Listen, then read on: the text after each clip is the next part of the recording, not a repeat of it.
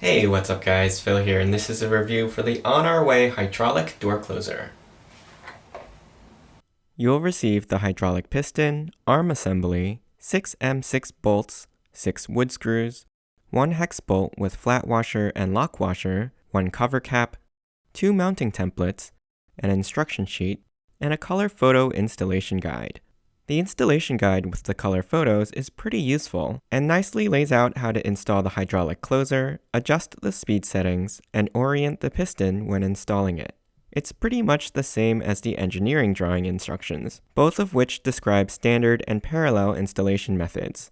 The reason you have 2 drill templates is because one is for installing to the push side and one is for the pull side of the door. The hydraulic piston is housed in a durable metal case and weighs nearly 3 pounds. The length of it is 7 inches, with a depth of 2.5 inches and a height of 3 inches. On one end of the piston, you'll see 2 adjustment screws, marked 1 and 2. These adjust the closing and latching speed of the door respectively.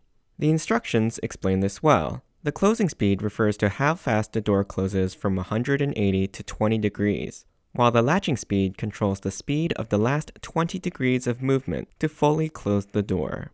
It also warns you not to remove the adjustment screws or force close the door after the unit is installed.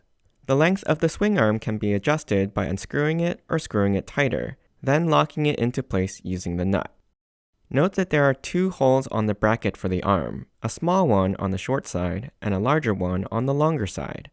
When installing the piston, orientation matters, and you always want the side with the adjustment screws to face your door hinges. The 2 methods of installation refer to the side of the door that you're installing on. Either you pull the door towards you to open, standard installation, or push the door away from you to open, parallel installation. For parallel installation, you will need an additional bracket that doesn't come in this set. I'll be installing the closer on my back door, on the pull side with the hinges on the left, so the hydraulic piston will be installed here on the door. Using the template, I'll line up the hinge with the hinge line, then align the top of the door with the line on the template. Note that my door has an extra frame around the outside, and the door doesn't sit flush with the frame. It's set back about 1/2 inch, which is not a typical installation, so a few adjustments will need to be made. Using the template, I'll go ahead and mark the center of the 4 holes I need to drill in the door for the piston. Then I'll mark on the frame the 2 holes that I'll need for the swing arm. You'll also need a couple of drill bits for installation. The instructions recommend a 3.5mm bit for drilling into wood and 5.1mm bit for drilling into metal with an M6 threaded tap. Since my door is metal with a foam core, I'm going to be using a 5/32 inch drill bit and skipping the tap, using the wood screws instead. For the wood door frame, I'll be using a 9/64 inch drill bit.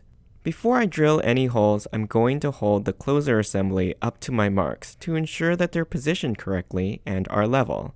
Remark the holes if necessary.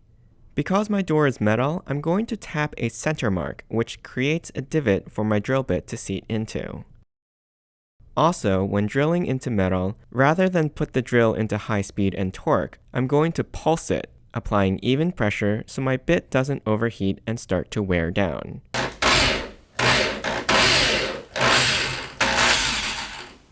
After the 4 holes are drilled, I'm going to install the piston, again making sure the adjustment screws are on the left-hand side, the same side as the hinges.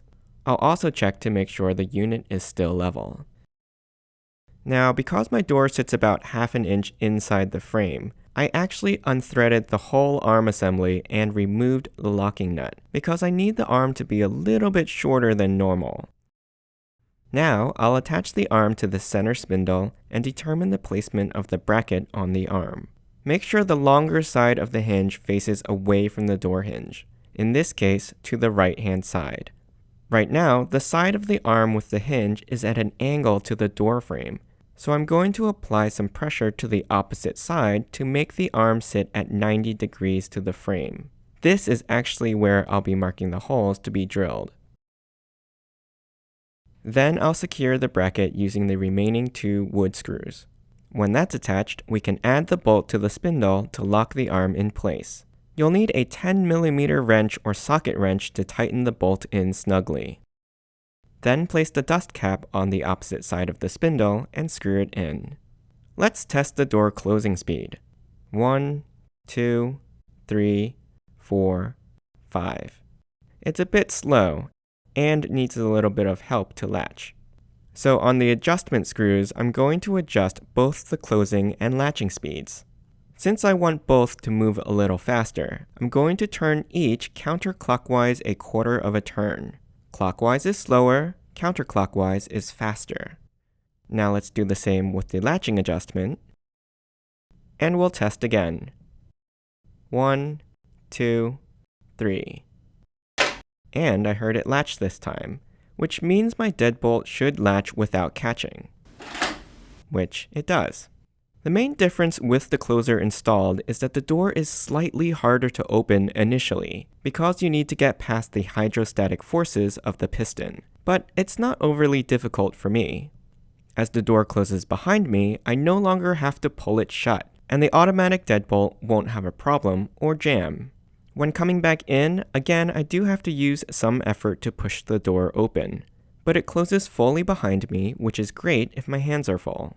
However, if you want to hold the door open, you'll need to invest in a doorstop. Overall, the door closer was pretty easy to install and calibrate. It works exactly as I expect it to, and ensures that no one will mistakenly forget to close the door, providing security, draft protection, and peace of mind. I hope you enjoyed this review. You can ask me any questions in the comments. I'll put a link to the product in the description below. Don't forget to subscribe to my channel, and join me next time.